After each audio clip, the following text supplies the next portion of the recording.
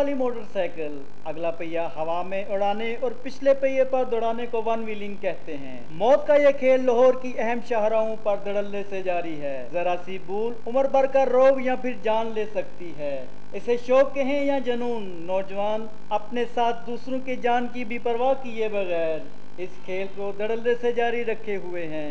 नौजवान one wheeling करते हुए ऐसा दिखाई देता है कि यहाँ पे कानून नाफज करने वाले अदारों का वजूद ही मौजूद नहीं, जबकि वन व्हीलिंग पर मुतअद्दिद मरतबा पाबंदियां भी लगाई जा चुकी हैं, लेकिन कानून नाफज करने वाले अदारे इस पर उस वक्त अमल दरामद करते हैं जब बहुत सी माओं की गोदें सोनी हो चुकी होती हैं।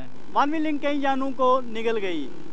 इस पर अमल दरामद कराने वाले अदारे खामोश तमाशाई का किरदार अदा कर रहे हैं। हुकूमत पंजाब को चाहिए कि इस जानलेवा शौक को फिर वो रोकने के लिए अहम इक़दामात करे। कैमरामैन इमरान मुगल के साथ कमर अब्बास नकवी, पाक न्यूज़, लाहौर।